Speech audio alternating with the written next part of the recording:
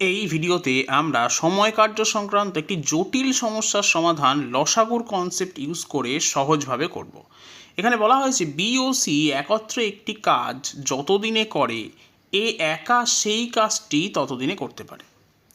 যদি এ ও বি একত্রে একটি কাজ 10 দিনে এবং সি একা ওই কাজ 15 দিনে করতে পারে, তবে এ একা কাজটি কত দিনে করবে তা নির্ণয় করতে বলা হয়েছে। আমরা প্রথমেই 10 এবং 15 লসাগু নির্ণয় করব, যা কিনা 30, এবং ধরে নেব সমস্ত কাজটা হলো 30 ইউনিট। এখন এ ও বি একত্রে 10 দিনে করছে 30 ইউনিট কাজ, তাহলে এ ও বি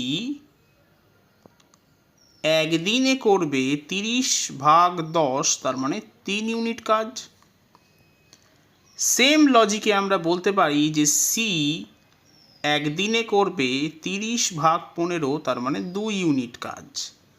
তাহলে এখান থেকে আমরা বলতেই পারি যে এ বি ও সি একদিনে করবে 5 ইউনিট কাজ।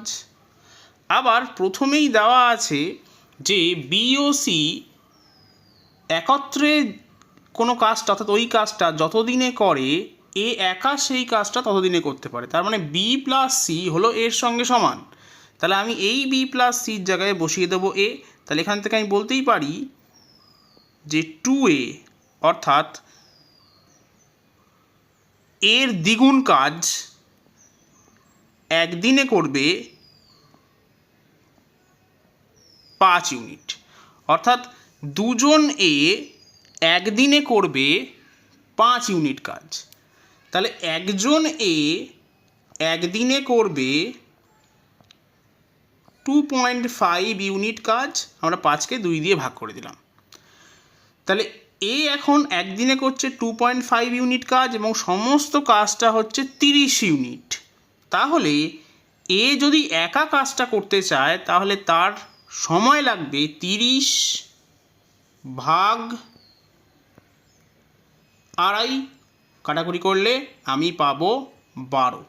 তাহলে সঠিক উত্তর হবে অপশন ডি, 12 দিন।